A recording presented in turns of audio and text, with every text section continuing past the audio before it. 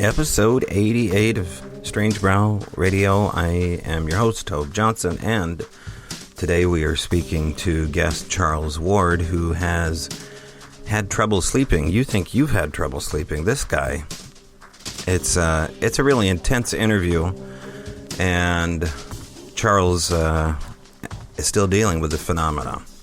So, in a moment,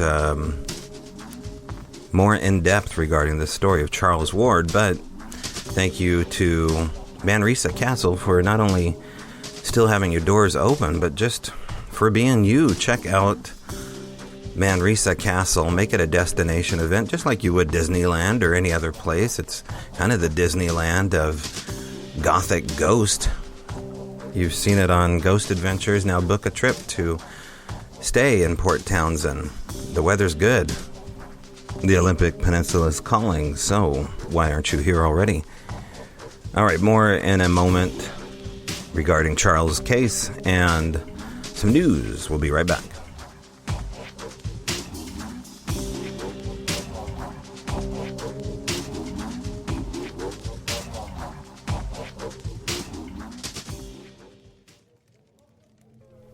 The Travel Channel, well, an extension of them gave me a call. Yet again, they're shooting another Sasquatch documentary film. I don't think it's a documentary. I think it's a little mini-series show on one of the Travel Channel type networks. And they are actively seeking people to reach out to in Washington State. They will be filming up here for the next couple months. I don't know how they're going to do that in the wave of a burgeoning pandemic, but they are doing it.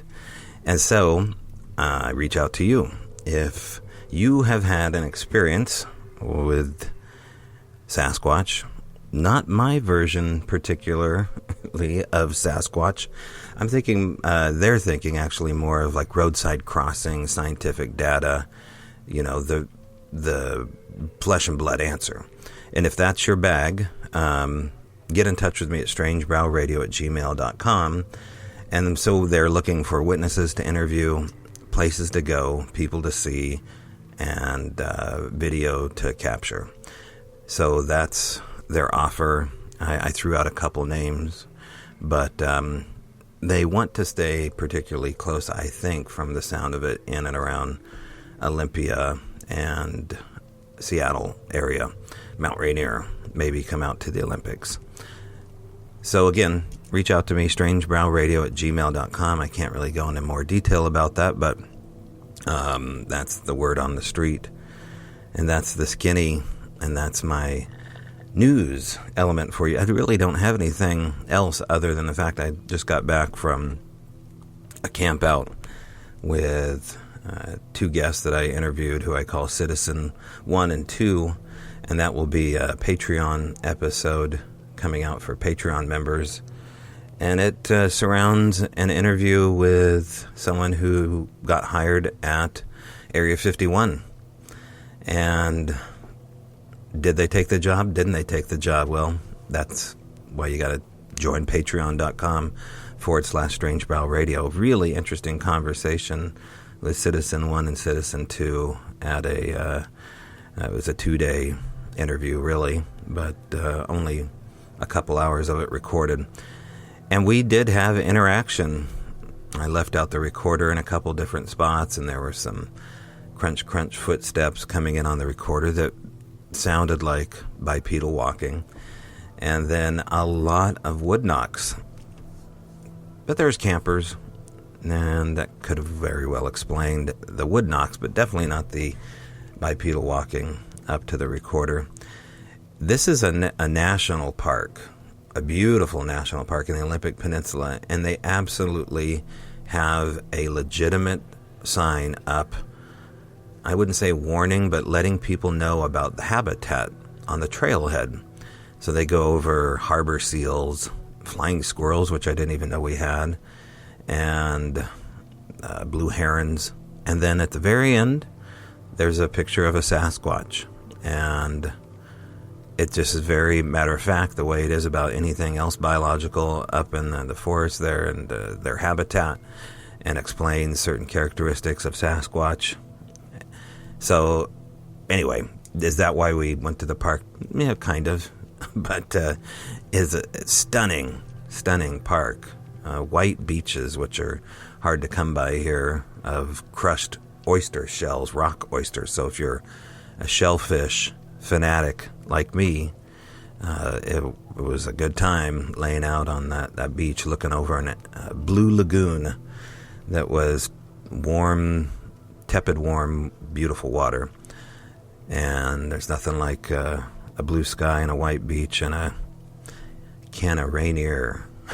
I also learned that my proclivity to not mention the beautiful recipe of the 25 to 75% solution of Rainier beer with pulp orange juice is not just called an Orenthal, but is, as I learned this weekend, called a brassy Sasquatch. So that was just all kismet. So go grab yourself a brassy sassy and let me know what you think of it. That's 25% pulp OJ. Get the good stuff. And then get yourself a bottom shelf beer and have a summer cookout. Try one. It's a poor man's redneck mimosa is all it amounts to. All right, well, let's get into our interview. Charles Ward is my guest today, and it's been some time since I've interviewed Charles. I wanted to sit back and see how things went out. So this may be a part one of several parts down the road with him concerning his case and whoever is keeping him up at night. All right, here we go. My interview with Charles Ward. All right, on the line with me now is Charles Ward in Arizona. Charles, how are you? Good. How are you doing, Tobe? Good, man. Hey, I got an email from you regarding some similar situations, previous situations, and maybe current situations in the theme of sleep paralysis and the prior episode that we did off of episode 82. And you said that there was not only some sleep paralysis stuff, but maybe some other stuff too along the way that led up to that point. So I'm going to give the floor to you and kind of just walk, the audience through the beginning of what you noticed as you were growing up with this, if it started that early, or I'm just going to kind of step back and let you have the mic here, and I probably have some questions along the way, but go ahead, Charles. Okay. Yeah, with my experience in the Marines, more like we stood fire watches, and it wasn't until we were on the second phase of boot camp that we were doing our range training, basically qualifying with the M16. And I had a drill instructor that was a 4th Recon Scout sniper, and I'm an artist, so he wanted me to do the range flag. Well, we've been cycling through our fire watches and everything, and got kind of used to that, being woken up in the middle of the night. Well, there was one night we were getting ready to qualify, and the range flag wasn't done. So about 12:30, 1 o'clock in the morning, I feel something touching my nose. I look up or open my eyes, and it's Sergeant Jeremy, my drill instructor, and this little voice is like, "Ward, you gonna finish my range flag?" And it really scared the shit out of me. So I was up the rest of the night, finished the flag, and did qual. So in that, it kind of goes on to other deployments. If you're in a hostile area, like I was in Somalia, that you really didn't sleep with both eyes shut. You kind of had one open most of the time. And so you're ready, at any moment there's something happened, you're up and ready to go. But that kind of came into play about a year and a half later. I was stationed in 29 Palms, and I had kind of a sketchy roommate, and came in one night drunk and basically tried to attack me. And if it hadn't been for that reflex, you know, him touching the bed, I stood up and we got in a tussle and wound up sending him to the almost in the sick bay with a severely dislocated shoulder. So it was not a good night, but you know, just kind of going through that. Like I said, on the Somali deployment, I was a refrigeration mechanic that became a utilities journeyman. And so we had to do a gin watch along with coinciding with our fire watch. And I almost got rode up one night because I left the post because I thought there was somebody coming into the compound. And I wound up chasing a couple shadows, which I don't know where they came from. And what got me in trouble, it was right next to officers' quarters, and my yelling at them to stop and halt woke the officers up. And when the MP showed up, there was nobody there, and I couldn't really explain why I was off post and yelling and screaming at 2 o'clock in the morning. But just kind of that experience has kind of had me for a couple of years, really sleep sensitive. That's the only way I can kind of put it.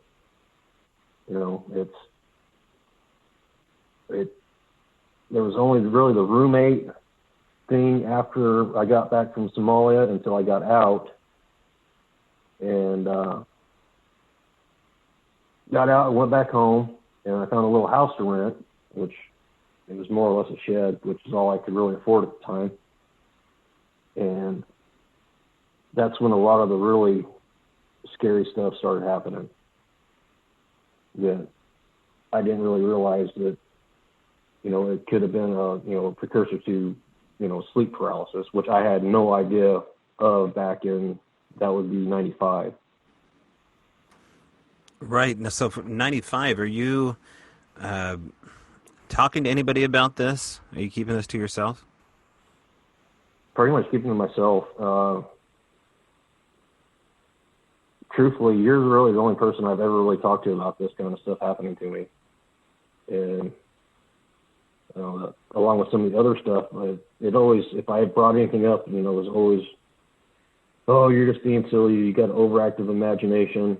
That really doesn't happen. And even with my own wife, she, kind of just disclaims it. And with the one experience that happened in December, it actually woke her up when it happened. And now she's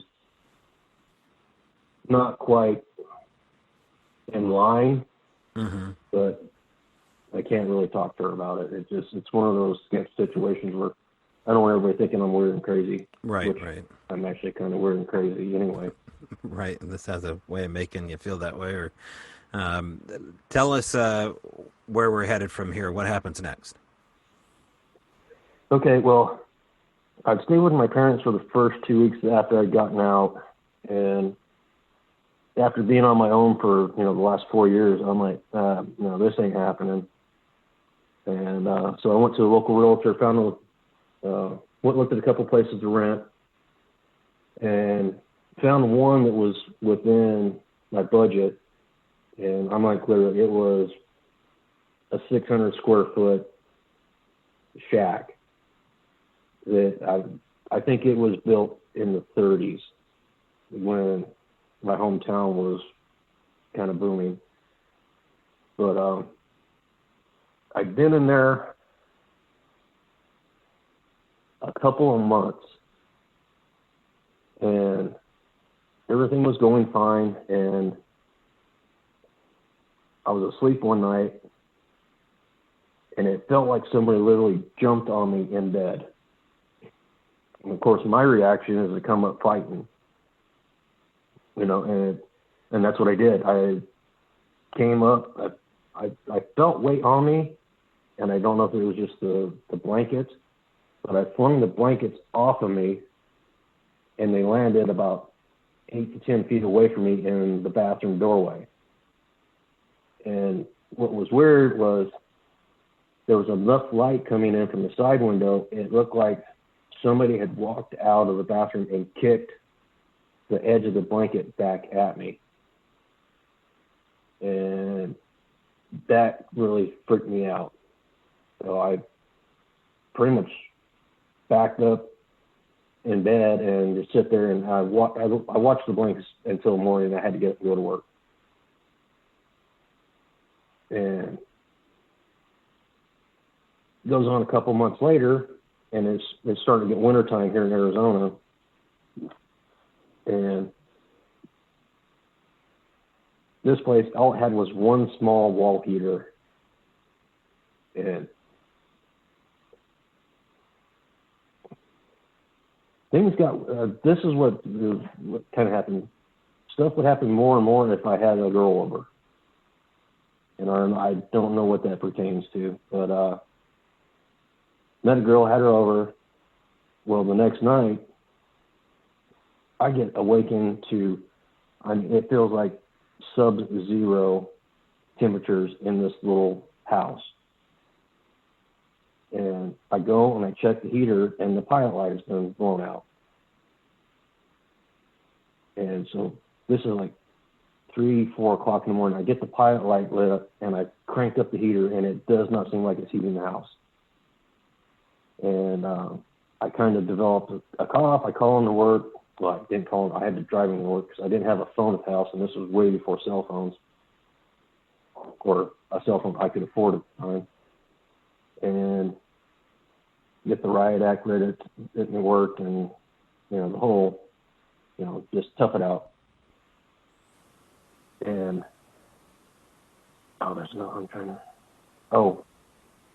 a couple after that happens,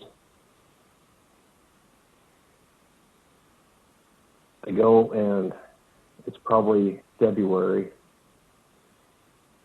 and I come home from work, and the bathroom is flooded. And I'm like, what is going on here? Because when I left that morning, the sinks were off, the toilet was fine, the shower was off. And everything was still off, but the bathroom was flooded.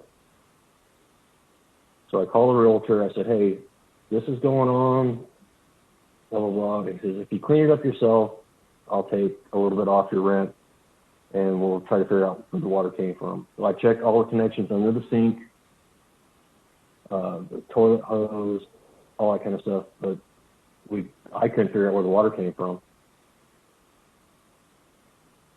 And it was June after that, I come home from work, the bathroom's flooded again, but I look at the side of the house, and there's a huge damp spot where the water connection comes into the house. And so I go to the utilities, turn off the water, dig everything up, and I can't find a crack, break, or anything into the input line. Call them up the realtor again, and the same thing. You clean it up, I'll take some money off your rent, and go from there. Do that. A couple months later, I go out, and this thing had an old, you remember the ammonia refrigerators, the big cast iron built refrigerators? Yes. And this thing was rock steady the whole time. Well, I meet my future ex, and she comes over. I hadn't had anybody there from other experiences until she comes in. And go out that Friday and buy groceries, restock the refrigerator. She comes over Friday night, goes back home Saturday.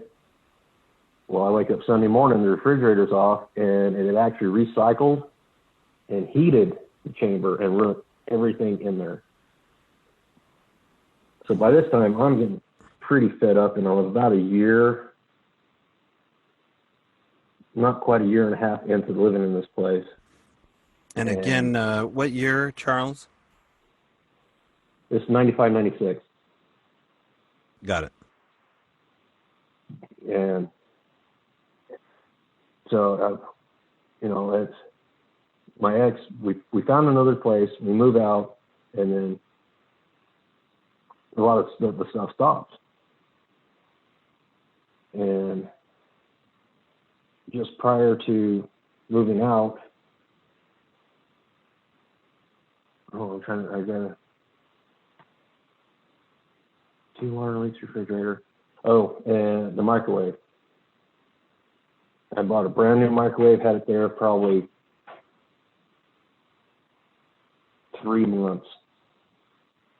And go to use it one day, and I open the door, and it's full of cockroaches. And I'm like, what the hell is going on here? And that's when it was kind of the final straws when I started looking for another place.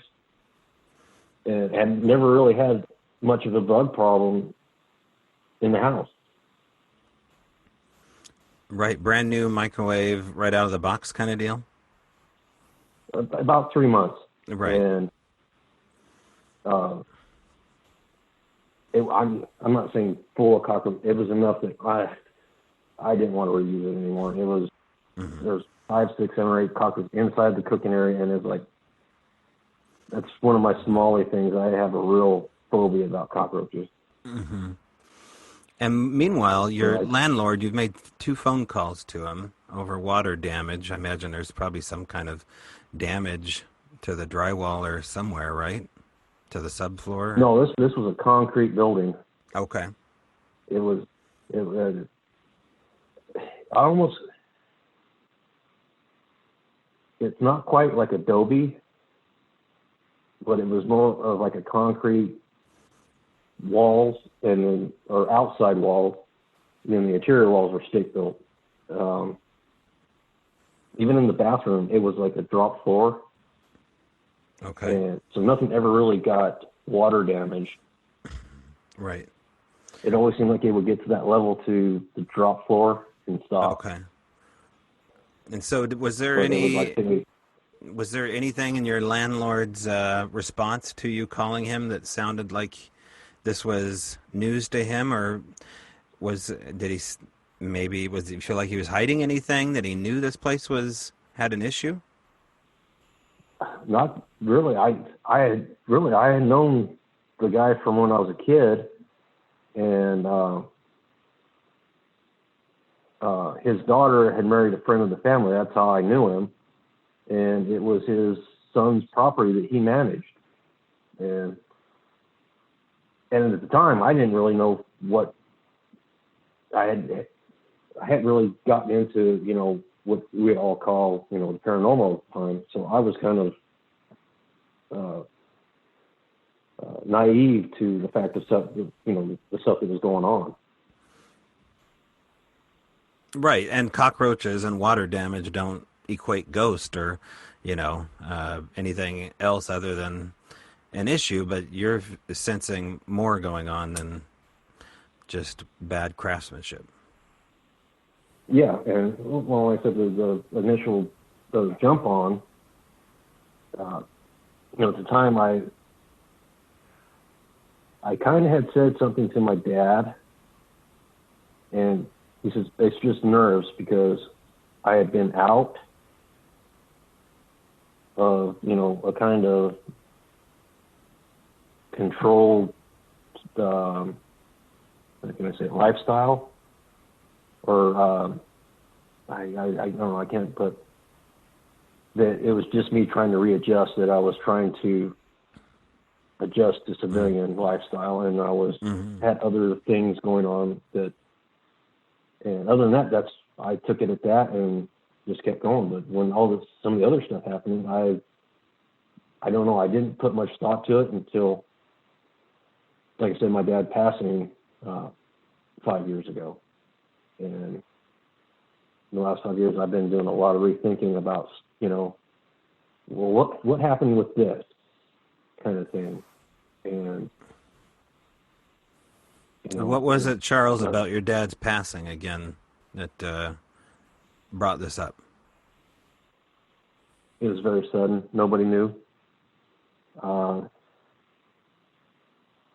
me kind of get into that. I get a call from my best friend one Friday morning and telling me that his dad had passed away that night. And me and his dad were really good friends. He was a Force Recon Marine, and me and him had gotten into a little bit of trouble in Nevada. And nobody knew he was sick up until 3 weeks before he eventually passed. And so me and my buddy had planned on driving to Houston for the memorial. There were some other family events going on, and I was going to take my daughter to my sister's for a sleepover with her cousin because we wouldn't be there for her birthday. Well, on the way to taking her over there, I was going to call my dad that Friday night because he'd been going to the VA for some medical issues, and it kind of got me thinking. And I was pretty much going to call him and chew his ass, you know, something's going on, you better let us kids know, kind of thing, because I didn't want it to happen to our family, what happened to my buddies. Well, being that said, on the way to drop my daughter off, I get a phone call come over the car, and it was Dad's number. And I answered the call, and it was my mom. Well, I said, "Hey, Dad, what's going on?" And it was my mom, and she's like, "I found Dad this morning." And I'm like, "You found him? What?" And she says, "Yeah, they just put him in the ambulance and taken him away." And I'm like, "You found him? What, is he okay?" And she said, "No, he's dead." And so I had my dad and a very good friend that was kind of a father figure pass away within 48 hours.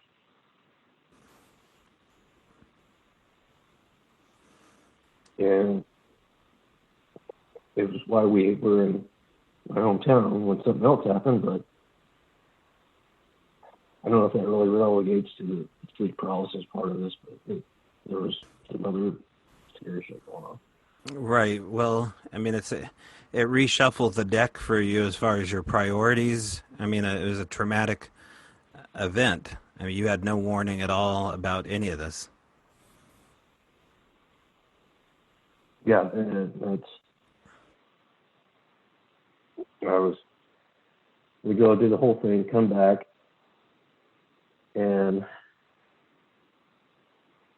that kind of opened my eyes to a lot of, you know, some of the stuff I experienced, but I really couldn't talk to anybody about it. You know, we're at my mom's, you know, the week of the funeral, and there was these people in the house that I had no idea who the hell they were. And this girl latched onto me, and I'm like, "I don't know you. Who are you?" And she kept saying, "Oh, we're just here for you. We're here for you." My mom was bawling her eyes out, and we'd already been a couple days into it, and everybody was pretty much emotionally stable. And I'm like, "Mom, what's going on?" And she said, "I don't know, I'm just crying." And these people in the house were just fixated on us. And I asked my mom, this girl was holding on to me, and I said, "Who are these people?" And she said, "No, we're here for you." And I'm like, "No, who are you?" And I push her away, and I get scratched on the face. It was almost like somebody, like a hot needle down my left cheek. And I yelled, "Wow, what the?" And grabbed my eye, because I thought I was going to hit my eye.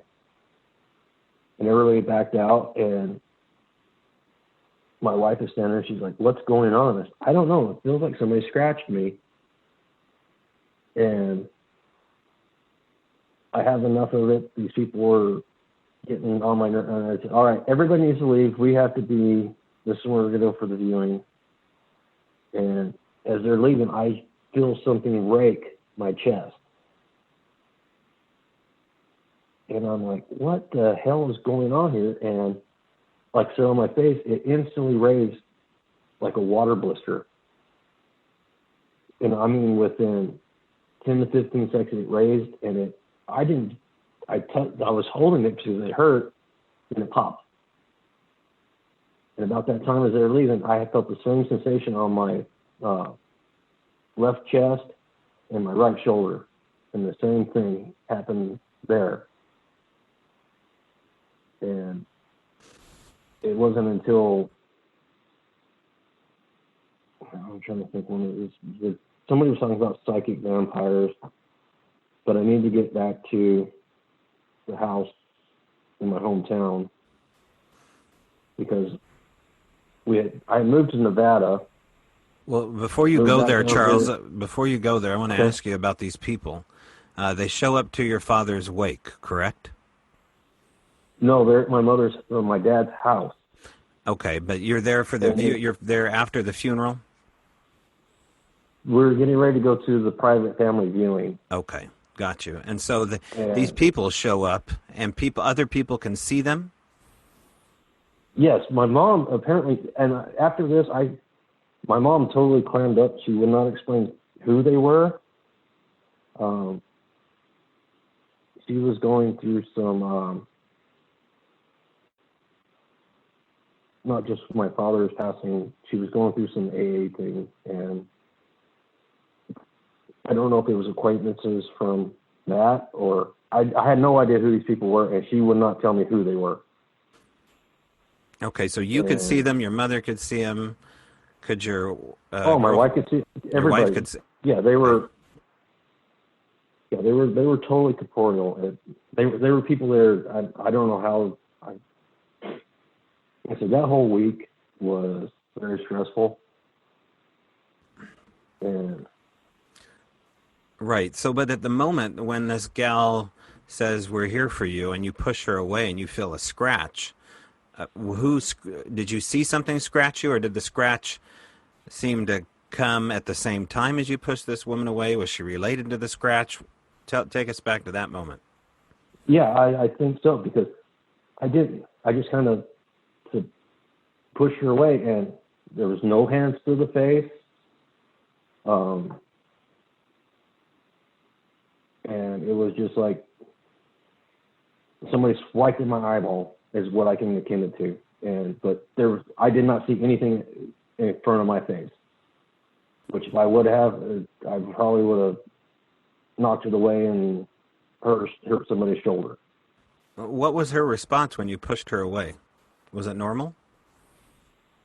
Yeah, it was just like, what? Okay. And okay. That whole day was very unnerving because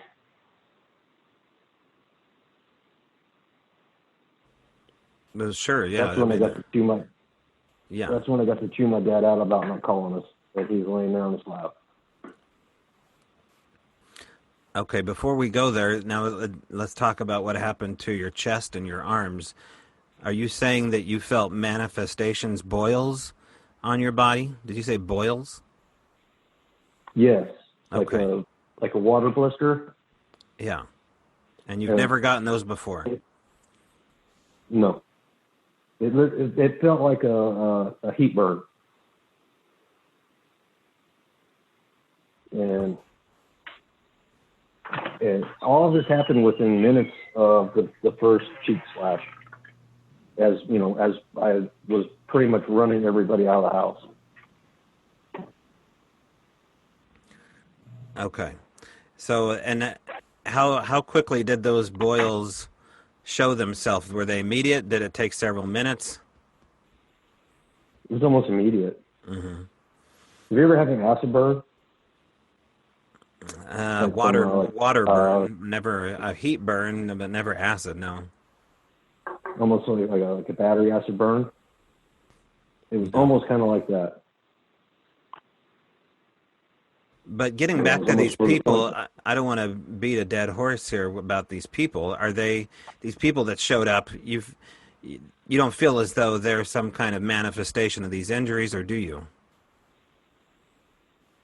Yeah, everything happened within them being in proximity. And do That's we the have only any thing I can idea who think they of. are today? No, I don't. I can't. I still can't get my mom to talk about it. Why would that be? I've asked them. Do you have any I idea don't why that know. would be?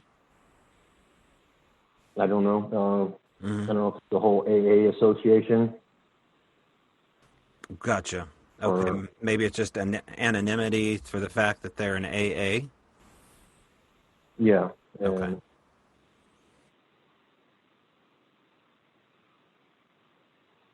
Okay, I just wanted to clear that up. So you go ahead. okay, I kind of got off of where I was trying to take this whole thing. Uh,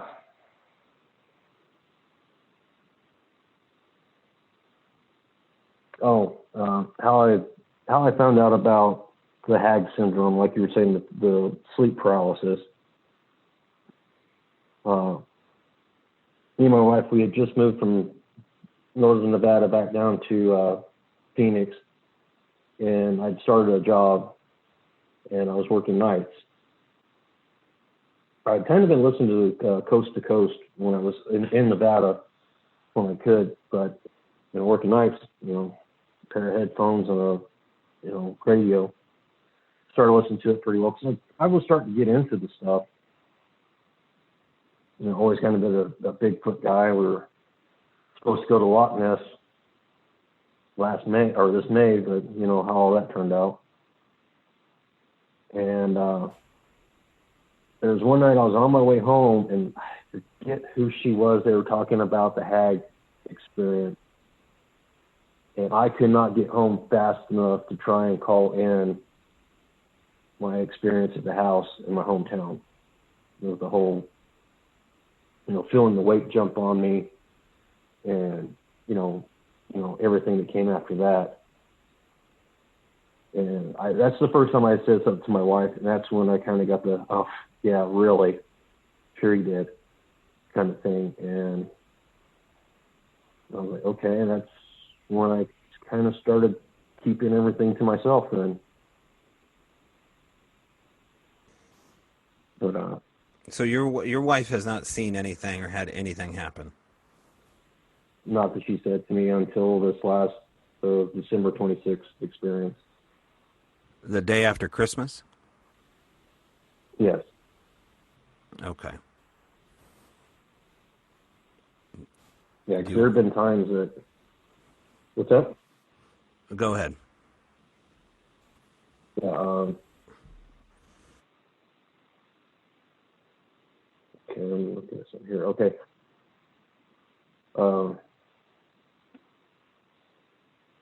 I'm trying to think of what else to go from there until we get up to this last December, because there's been a few, like I said, slight wrestling matches. I felt something on me. Wrestle, throw it off, and I remember hearing it in one of these not too long ago, call the Lord's name and tell it to leave. And I can remember doing that, but it was always through clenched teeth. I don't know if you just kind of, Jesus, man, get off me, kind of thing. And it might take one or two times saying it, and then everything would go back to normal, and I'd go back to sleep. But up until that time, this last December, well, let me put this in before we get into that. My niece in Nevada was kind of growing out of her little kids' toys, and my mother-in-law was up there visiting, so she sent a bunch of her toys down to my daughter.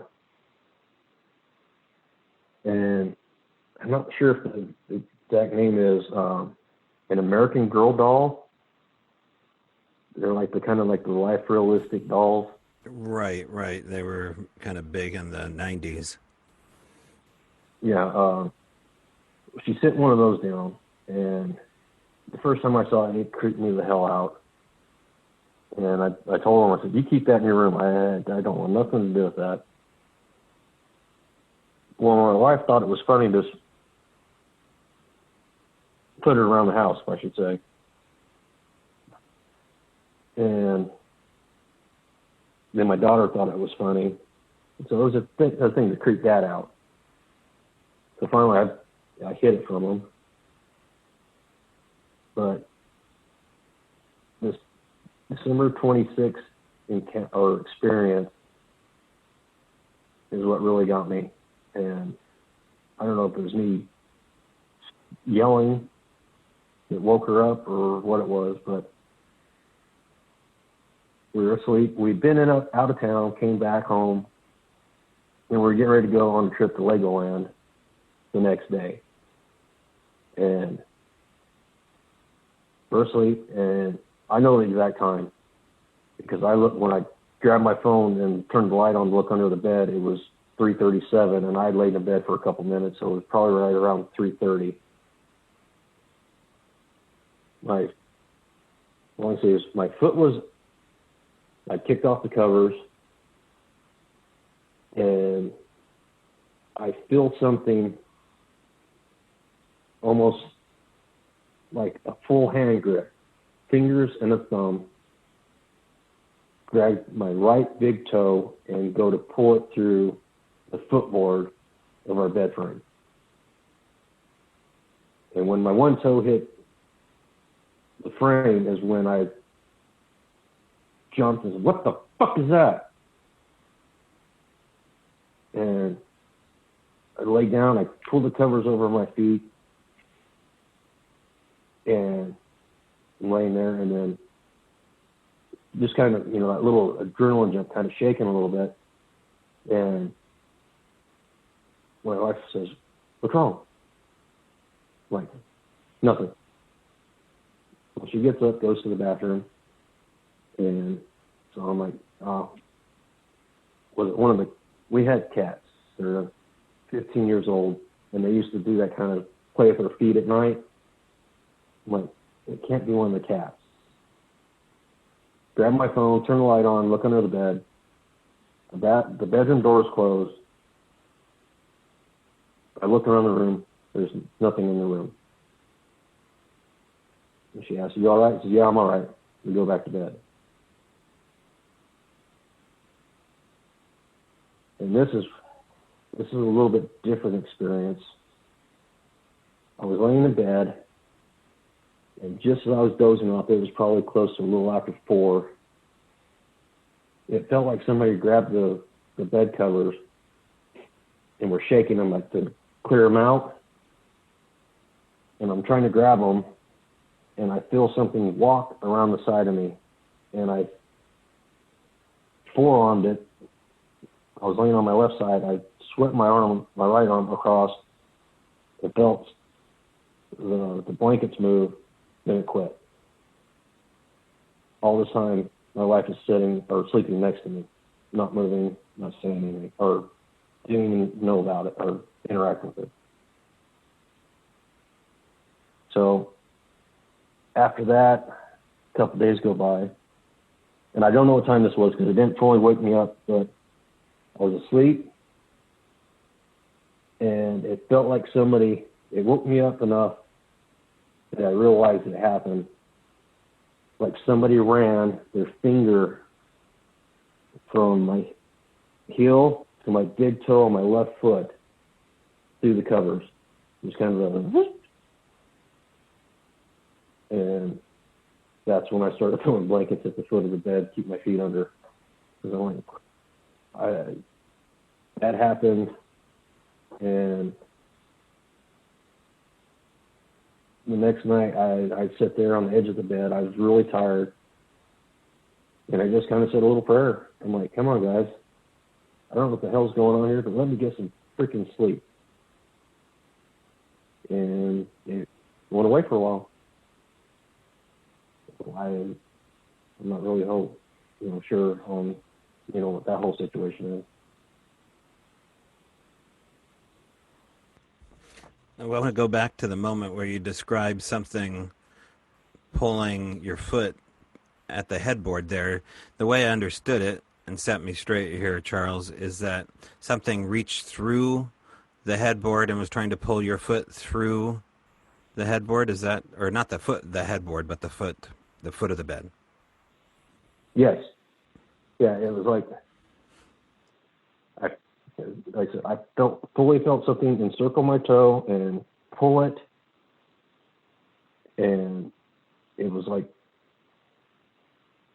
just as my middle toe or my foot hit the ironwork. It took just a couple seconds, and then I realized, what the hell is going on here? Okay. But there were slats for it to reach through there. It wasn't like it was trying to pull your foot through, something and apport it, through another dimension or anything like that. Okay, gotcha.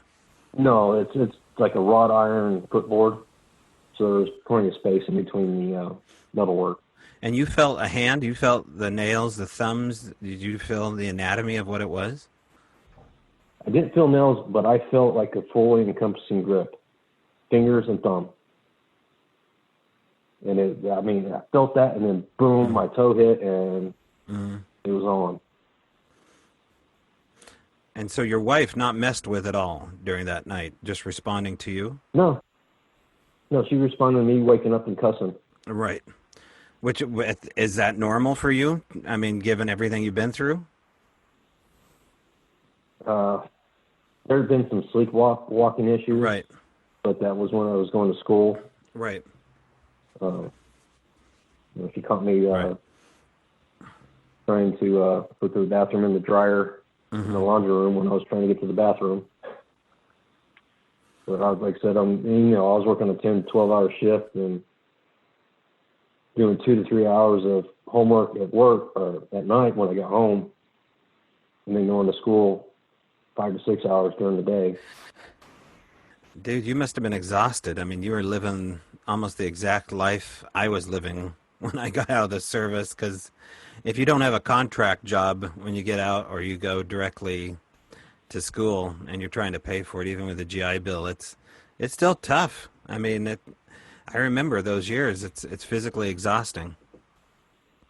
Oh yeah, no, I'd gotten out. I was a certified refrigeration mechanic. Like I said, I go back to my hometown. It's a small town. It's maybe 10 to 12,000 people within the whole valley, and there was 2 AC companies there, and I applied at both of them, and they're like, "You're more qualified than our senior mechanics or refrigerant guys." And I basically couldn't get a job in my hometown, so I went to work at a small company, working on a wash rack at a hydraulics repair place. And I worked my way up through that to where I'm at now, and at that company, wound up going with them, moving to Northern Nevada and managing their shop up there until, like I said, I had a falling out with the owner. I met my wife. We got married, moved back to Phoenix, and about 8 months later, I started going to school. But I was working a full-time job with another machinery company. And like I said, I literally worked a 21-hour day for 3 years. Yeah, and of course, I'm wondering if the exhaustion, given the fact that things had already started. Let me ask you this. Did things start before Somalia?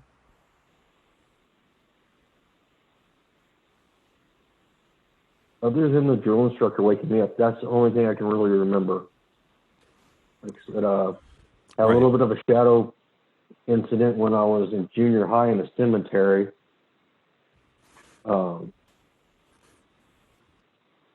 But you weren't hounded. You're being hounded right now. You're being, hounded with often compared to the average person. And let's go back to Somalia for a second, because there may be something interesting there, maybe not.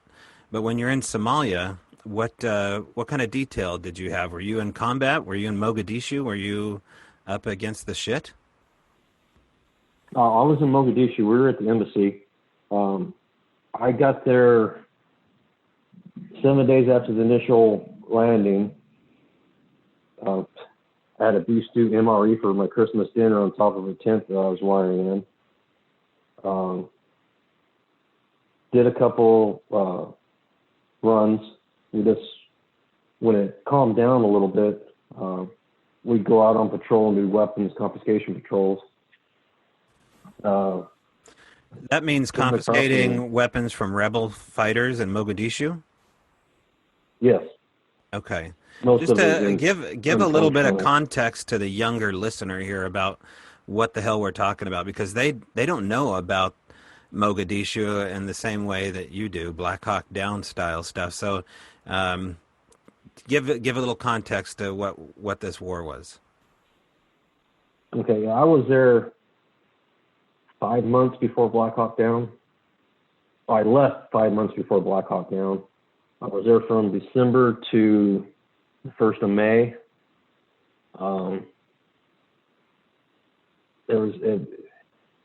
It was a cluster, man, because you go in and you clear a building. Like we cleared an orphanage, and a week later, a care worker got killed there. But we were so our hands were tied. You know, they'd send us out. Like I said, I'm there as a refrigeration mechanic, utilities man. And once all that got set up, we're sitting lifting weights and MREs and running all day. You know, it gets freaking boring. So we'd go volunteer for patrols, and they send us out, and okay, unless they point the weapon at you, you can't do anything. And we'd go in, and most of the stuff we brought back, I mean, a gunsmith can get this shit running with, you know. But, you know, when we're sitting at a stop sign and we start taking rounds from a cross street, you know, you get down and, I don't know, just put your head in a whole another mindset. It's kind of like I said, the whole sleep paralysis thing. You're Right. alert 24/7. And your head's on a swivel, and I'm sure you lost people. Is that correct? Did you lose comrades in battle? No, that's one thing. I said most of the time I was out in the shed, and you know, we had to go pick up a generator at the airport to go get this sick bay back up. You know, it was a lot of convoy stuff. I had one major engagement where I fired 3 rounds, but yet what you're up against, it was like, come on, people, we're trying to hear that freaking help you. And like there was one thing we took a Russian pistol away from a 10-year-old kid that there was so much shit in the barrel it never would have fired. And Oh, wow. there was one day I was running the wash bay for the showers and laundry, and we got an infantry guy come up and goes, "Hey, can you run the showers? I got to get ready to go home." His buddy got killed that morning on the morning patrol, and you know I fired everything up and got him, you know, cleaned up and out the door. But you know there was, you know, we were digging a power line and came across a skeleton, and there was one thing we went through. We kicked in the door on the house. It had been empty, or it seemed to be vacant for a while, and there was a body in there. You know, it's just, you know, they kill them and leave them. Right. Well, and it was just, I mean, it was a total clusterfuck from head to toe with what was happening and why we're there, and the fact that, you know, your hands were tied by the Clinton administration, right? Janet Reno. Oh yeah, after they took over in January, it was a clusterfuck times 2. Right. they had a riot at the front gate where they, and I've never seen any of this covered. I can't remember. They put a tire around their neck soaked in gasoline and they burnt this woman because she was accused of having sex with an American for food. And we had to stand there and we couldn't open fire. We couldn't try to disperse the crowd. We couldn't do anything. And, and we're over there and we're getting the newspaper and all of a sudden Waco goes down. I remember reading about that in the newspaper that was 2.5 weeks old. I'm like, what the fuck is going on at home, Right. Yeah. No, it was a crazy year. 92, 93, and 94 were real big cluster Fs for sure. But my point is with Somalia here too is that when I've heard this before from not necessarily other people that have come onto the show, but I've heard other vets talk about being over in Baghdad, being over in Afghanistan, being over in Somalia, and Muslim nations and experiencing attachments when they come back. Is that something you've ever looked into? Have you researched other vets that have talked about something attaching themselves from an Arab land like a jinn? Are you familiar with the jinn? Yes. Okay. Yeah, I've heard some of the podcasts of some of the, you mentioned it, that I'm wondering now with the whole shadow people thing and getting in trouble. Because when I try to talk to anybody when I was still over there, like, oh, you're just saying things. I'm like, no, it literally looked like somebody was running at me, and then when I posted at them, they ran the other way. Right. I'm trying to remember which one I heard it on, about a jinn climbing up a wall. This one didn't happen. Like I said, it was like I was chasing a shadow. Mm-hmm. And there was just enough light. We had the portable lights up. It was dark as hell there all the time anyway. So anytime you got any kind of ambient light, it was. Right. I'll direct you to some personal videos here from previous guests that show some pretty detailed shadow beings and how they move around, and it may be eerily similar to what you're describing. We also need to I don't really want to dance around anything at all, Charles, but when you're in a war footing like this, you experience a certain amount of trauma, and sometimes it follows you after your service. Were you evaluated after you left the service as having any symptoms of PTSD that would mimic what you've had going on? No. So there's no disability or nothing like that? No. So I left there. When I literally got back to Okinawa, I turned in my desert gear, and in 4 days, I was back on a plane to come home to my next duty station. Because that's how close it was I actually went a month over my 1 year overseas deployment. Right. While I was in Somalia. Right. Okay, and so you got a full medical evaluation and an honorable discharge, and everything worked out for you on that end. And so you weren't treated afterwards for. How about any? Did you ever reach out to anybody that was in your squadron at all and talk to them about any similarities? Did you maintain any relationships with anybody that was in your unit? I tried to. We were a enhancement unit, so they pulled from all over the Corps. Gotcha. And there was one buddy. I tried to stay close because me and him got in a little bit of trouble in Mombasa, Kenya, and there was no real unit attachment, so it was kind of hard, to keep in touch by mail or that kind of stuff back then.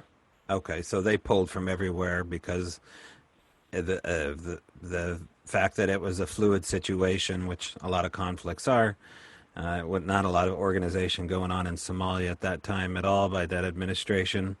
Uh, what about anything Yeah, it specific was while you're over there? Did you see anything that seemed as though it could be related to a moment where something could have noticed you and followed you back home? like I said, there was a lot of late nights there. Like I said, we were on gin watch. There was, please forgive me, I'm trying to remember the numbers. We were about a 10 to 12 man utility squad. And like I said, we maintained the generators, the mess hall refrigerators. We ran the water purification for the showers. And there could have been, but the one I remember is the one in my mind I remember is getting in trouble because I woke the officers up. But there could have been. Mm-hmm. What about any relics? Did you take anything home with you? Did you buy any? I mean, it wasn't a chance really to go shopping while you're in Mogadishu. I understand it wasn't a Kmart down the street, but as far as finding anything and bringing it home, anything like that? I never thought about that, but yeah, I bought back a Somali stick. What is that? It's about a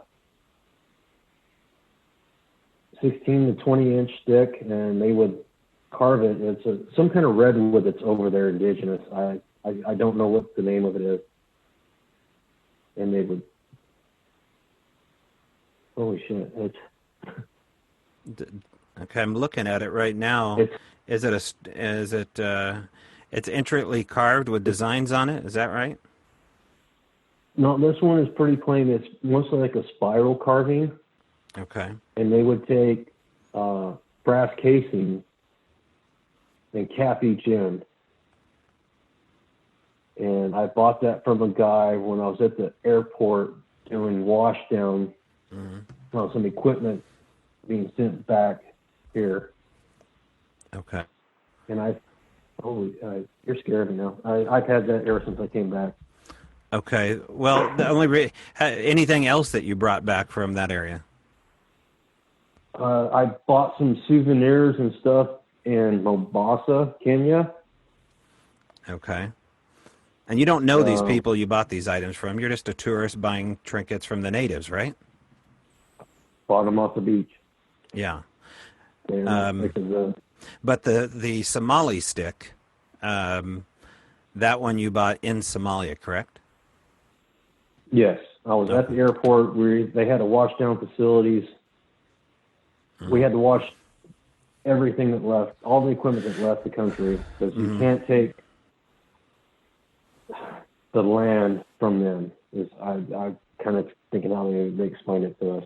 Yeah. Well, you did kind of take the land, though. Don't you agree when you took the stick? Yeah. Okay. I never even thought about that, man. Okay. Well, no, I mean, who knows if this is a pile of shit? I mean, all we're doing is chasing down rabbit holes here to try to get you a decent night's sleep, dude, and stop seeing, dark stuff. So is it possible that stick or some other trinket, souvenir from a foreign land where things like, the gin lurk, or things that just have attachment on them no matter where they're from? I mean, I got 2 dolls from Goodwill the other day and put them in the trailer to see if anything crazy will happen. So, anything can happen anywhere.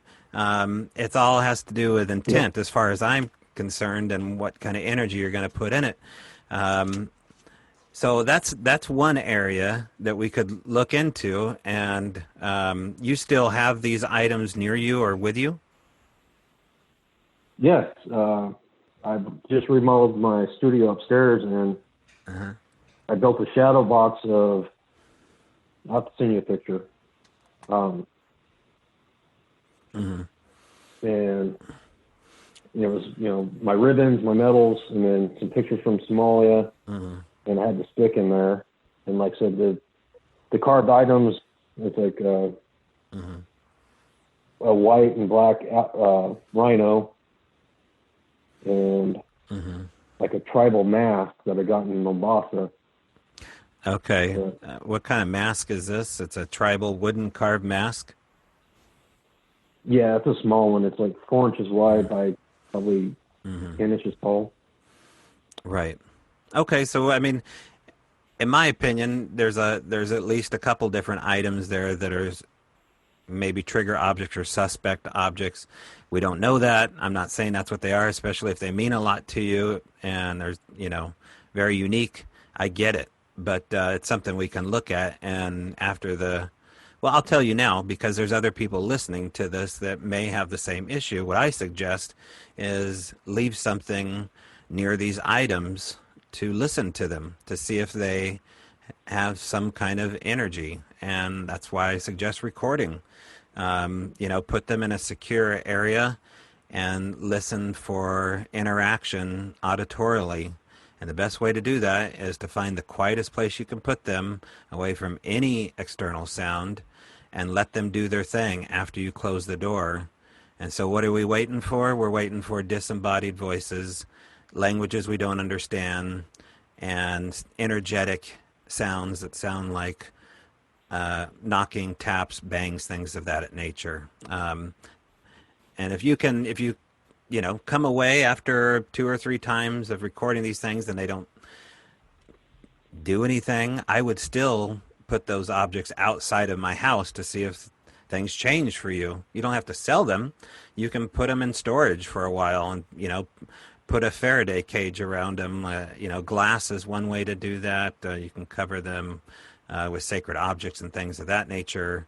But that would be something that I would do, in my house, especially if we had a action like you're having and we had objects from those areas in particular with the things you're describing, that would be my number one place to go. If you didn't do a ritual, if you weren't a part of any kind of, attachment and in some kind of a zone where an attachment could easily happen while you're in Mogadishu. You see what I'm getting at? Yes, and it's kind of funny you said, a quiet chamber. I just bought a very large gun safe a couple weeks ago. It is fully insulated. Yeah, there you go. I mean, that'd be perfect. The stick might go in there with. Yeah, I mean, if you can do that, and you can leave a recorder in there to see. I mean, if something happens while you're totally insulated and that object does anything at all, you hear any sound where there shouldn't be a sound, and that object's near a recorder, then that's something you have to get rid of.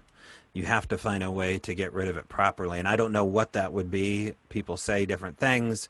I tend to think that you take these items and you bury them somewhere and forget about them and get rid of them. I don't think you should burn them. But if they don't mean the world to you and, you can live without it, look into that there. But the other thing I wanted to ask you, too, is what have you seen? I mean, you've experienced a lot of feelings, but what have you actually seen? Like the previous one I was talking about, like what I would think the first shadow experience or shadow people other than in Mogadishu was in junior high. I'm going to say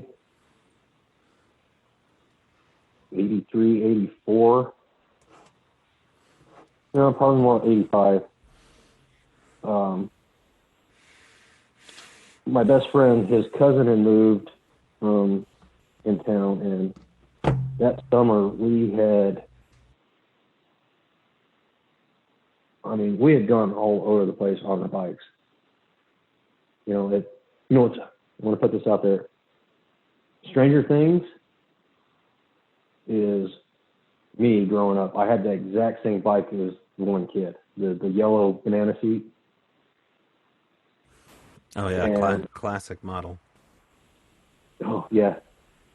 But my best friend's cousin was chasing this girl in her class, And we're at her house, and we were supposed to be home by 10. Well, that didn't happen. So we were going to shortcut through the cemetery to get home. And this is a large farming community. We knew all the farm roads, where the fields were, the canals. But we were going to go through the cemetery to get home. And I don't know what it was. As soon as we got inside the cemetery gates, about 100 yards, my chain came off. And it was almost a full moon, so there was enough light I could see. I got the chain back on. They're laughing and screaming at me, making fun, and I get another 200 yards, and the chain comes off again. Well, as I'm putting it on, I'm looking around, I see these black shadows whipping around me. They're not huge. They're, and I'm thinking, oh shit, I just got caught up in a pack of coyotes. And I don't have my gun. And I'm yelling at my buddies. I'm like, hey, hold on, there's coyotes. And they're like, blah, blah. Get the chain on again, take off, and I'm almost out of the cemetery, and the freaking thing comes off again. I get it back on, I get all the way home, and that chain never came off the rest of that summer. And they teased me about that all summer. They're like, oh, yeah, your chain comes off in the cemetery. And I'm like, hey, dude, we rebuilt our bikes every winter. And I remember that, and there was, like I told you earlier, there was kind of some guardian angel kind of things. I was, after the whole pneumonia thing, that I got hit by a car twice. Not a scratch on me.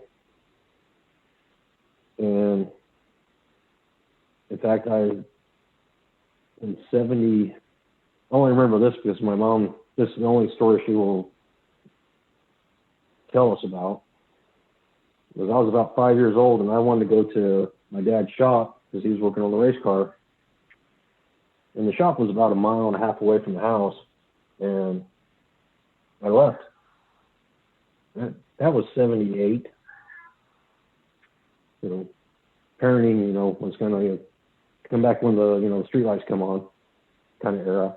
And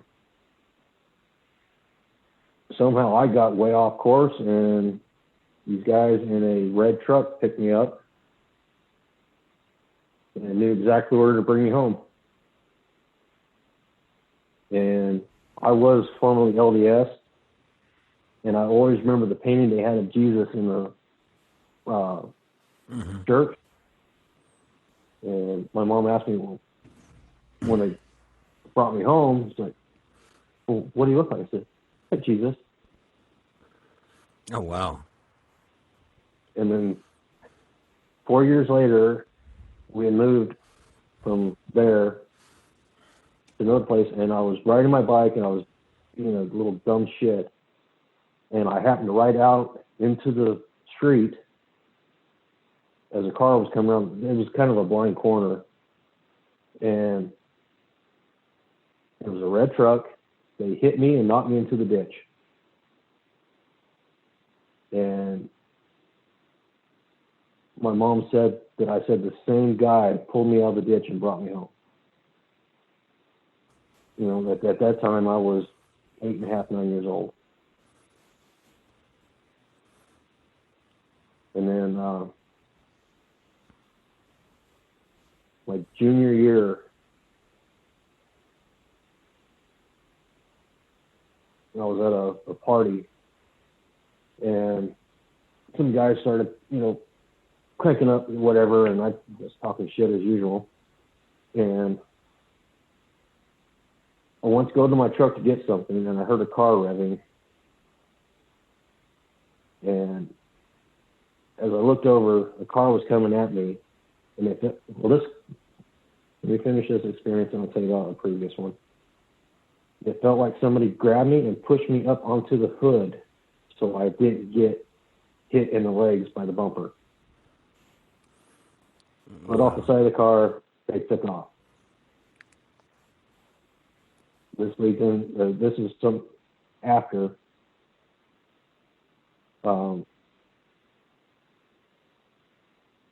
We were freshmen, and we heard there was going to be a party at some ponds by the house. And so me and three buddies got on a dirt bike and our three-wheeler, and we drove out to the pond. We got there, and it was all high school kids, and they ran us off immediately. I mean, they pretty much busted our asses out of there. And it was a full moon that night, and we were coming back home. Well, we knew we had to, yeah, we were stupid. We, gutted the mufflers on both the motorcycle and the three-wheeler so they were loud. And we knew we had to walk the bikes about a mile from the house or home back home. I'm sitting on the back of the three-wheeler, and my buddy's, he's driving. And all of a sudden I hear something that says, "Jump." And I'm like, what? And it's the same feeling I had a couple years later. It felt like somebody grabbed me under my armpits and pulled me off the back of the three-wheeler, sets me on my ass in the middle of the road, just as I see my other buddy on the motorcycle rear end the three-wheeler, because he was messing around gunning it and doing fishtail and all stupid shit. And I'm like, we go and it knocks my buddy on the three-wheeler off. The other two buddies, the guy driving wasn't hurt too bad, but his cousin that was on the back, I literally see him do like a flying, like spread arms flying, spinning in the air, and then face planter right in the road. And I get up, I walk over, I'm like, dude, what the hell just happened? And the three-wheeler's running. Load the cousin up on the three-wheeler. My buddy takes him home. I get on the motorcycle. He's kind of out of it. The steering wheel's all cranked out. And we ride home. We got so much trouble. And that's like I said, it's always seemed like there's been like a guardian angel thing. Right. I mean, you've had a fair amount of protection in the first part, and then after deployment, after you're discharged, we find ourselves here with, sleep paralysis and shadow beings and being scratched. I'm wondering do you have any suspicion on why all the protection in the beginning, and do you get any forewarning about any of these experiences? Do you do anything to protect yourself spiritually, or what kind of steps do you take? No, not really. Like I said, I kind of had a falling out with the church when I was 14. And the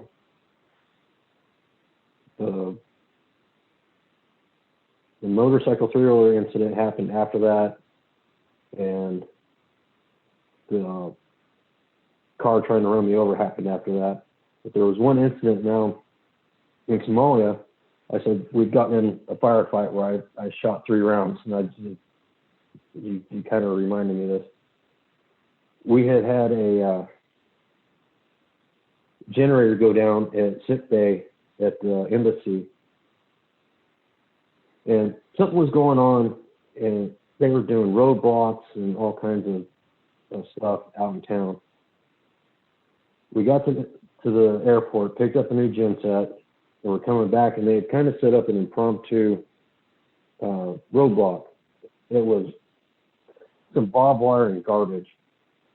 And the kid driving he was new. He was a PFC right out of school, shipped right over there with us. And I'd already been driven the 5-ton inducing half in Korea, so I wasn't kind of told him a few things. Well, we get stopped at this roadblock, and this truck pulls up in the or about 250 yards away from us at the intersection. These two guys jump out. I did not hear it from anybody else, but I heard gun, gun, gun, like right behind my right ear. And as soon as I turned and looked and saw the truck, is when I heard the first snap.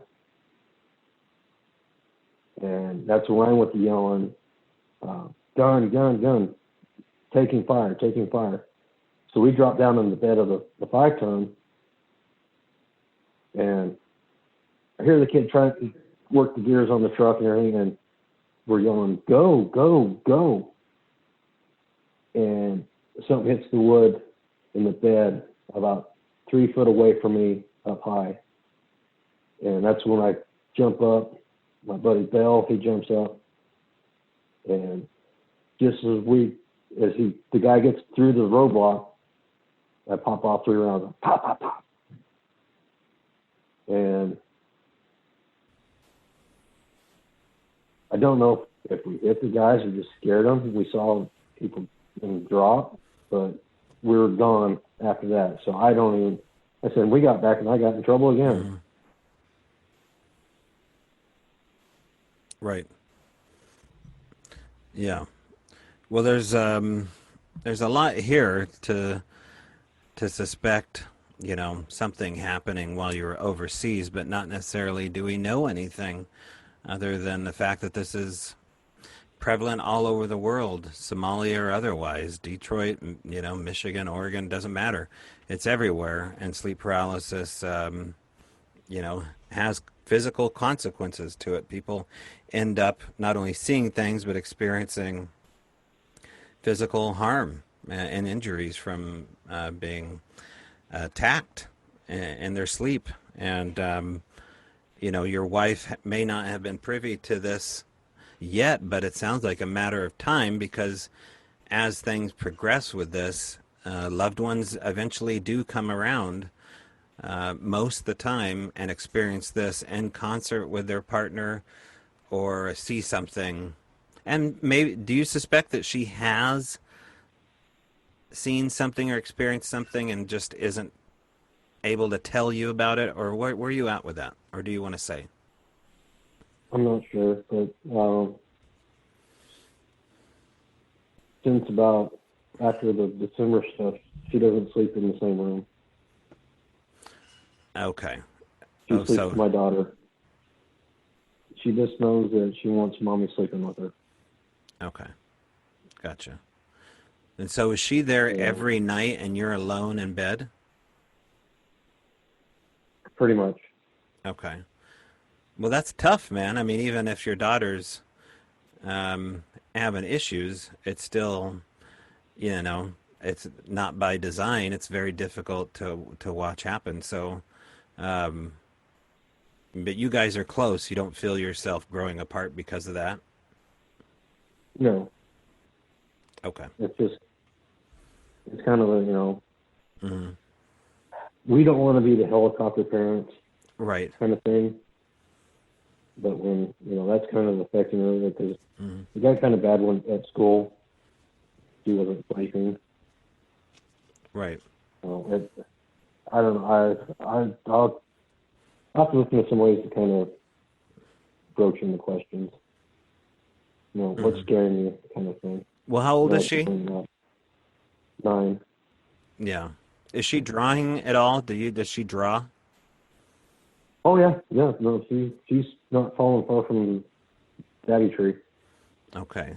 So you mentioned that your daughter has had trouble sleeping. Your wife is now staying with your daughter because she's having trouble sleeping. You fear that maybe she might be seeing something familiar to what you're seeing. And she does draw with crayons or pencils or whatever. Is it possible you could get her to maybe draw what's scaring her without asking her to draw anything in particular? Or, draw what's troubling her, what keeps her awake? I can do that. Now that you're talking about it, Yeah. I'm just thinking, how a psychologist would work with a kid and, just keep it light and simple and, don't fill their head with anything. Just let the crayons do the talking, and maybe you'll come away with something. But hey, my guest today has been Charles Ward. I really appreciate you coming on the show, Charles, and I hope that we got to some areas here that may help in the future. Um, don't leave the line. I want to talk to you after the show here, if you don't mind. Do you have a second after the show? oh yeah, no, I appreciate it, Phil, because this is the first time I've ever really get to talk about a lot of this. Yeah, it's not, I mean, what you're talking about is super difficult to talk about in general. And it's not fun to talk about either. So it's not like it's a cool cryptid we're talking about, or, super remote control powers or anything like that. So hold on the line, Charles, and I appreciate you coming on the show, man, and I hope we follow up after our conversation here, okay? Okay, I appreciate you having me. Thank you. Yeah, you bet. All right, thanks again to Charles Ward for his time, and like I said, this will be most likely a revisit and a second interview coming along because of the connection of the possible connection of the item that he had there, which was a road that we didn't plan on taking, but that's what these conversations amount to. Also, I'm planning on doing a sit-down interview, a follow-up with Keith Linder, who is only a ferry ride away, but because of the way things are so shaped right now, which is pear-shaped to the nth degree, if I can sit down with Keith Linder and talk about the Bothell Hell House and his upcoming book, I would like to also have that available as a video, and that would be on patreon.com/strangebrow radio, which, if you have a chance to check out, there is a lot up there. Lots of video, lots of podcasts that you haven't heard of yet either. And the hidden content at the end of these broadcasts is only the tip of the iceberg. What if you're missing out on whole other material? At patreon.com/strangebrow radio. Also check out the website at strangebrowradio.com. And if you would like to be a guest, all you got to do is hop on your digital device and write me an email at strangebrowradio@gmail.com. BRAU is how you spell brow. And as I alluded to last episode, eventually I am moving everything, all the updates, all the stuff back to a website, because I feel like social media is going to be hit really hard coming up in 2021, and I just want to get ahead of the game. So it will be a little more difficult to share information on social media, in my opinion, from what I've seen so far. And the topics we discuss may just be too damn taboo. So they come after my website, and then we've got a First Amendment issue. I don't think we necessarily do, as long as they write the contracts. So open discussion at strangebrowradio@gmail.com. And it'll be the same old thing, except you'll be way more interaction if you want to. And if someone wants to keep a Facebook page alive in 2021, they certainly can by creating one, a fan page or whatever. But that's I'm going to leave that up to somebody else. But still doing updates. I'll give you another a news update here too regarding Hilda and Bobby's Dollhouse. Now, if you go on SoundCloud and type in Strange Brow Radio, you'll find Hilda and Bobby's Dollhouse. And these are just gimmick dolls that I picked up at St. Vincent de Paul, like in the dollar bin. They had weird looks on their face, and one looks like a Dutch little girl, and the other one's a blonde porcelain doll missing a thumb. A little boy in pajamas with like a giraffe stitched on there. Really creepy. And I was sticking them in a secure location with a recorder to see if we can get activity more than just knocks, raps, sounds, hits, slaps. So last night I took it to a different level, and you can listen to the archive sounds in there. I did a compilation of what the hell I'm talking about, but I'm not going to just put up knocks, hits, rap sounds up on SoundCloud. It takes too much time to find them all, and I'm looking for the mother of all things, which would be whether or not we can get language or an EVP or an app rotation or something appearing in and around the trailer like we did at the Al Moon Lab, and it just hasn't happened yet. Now, what I did different last night is I added water into the mix, a jug, like a 2-gallon jug of water, and set my recorder up there with a crystal and some copper wire wrapped around the crystal, and a piece of Mount Tum Tum stuck in a wine glass next to these dolls. And I got audio of what sounded like the jug being hit, the jug of water being flicked. And that's what I was hoping for, because it's a very distinct sound. So let me play you the sound of what I'm talking about here. Now, this is a really secure, locked up, just a 15-foot, 20-foot long trailer, and there's nothing in there, no signs of critters at all. So something flicked this jug of water, and it may not mean so much to you, but I think I know what it means. Let me play this sound for you.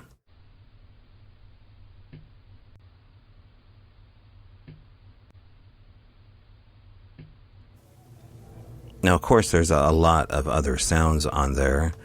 I'm just not going to play them because I've already recorded sounds like that before, and they're unnecessary to understanding the conversation here about trying to amp things up.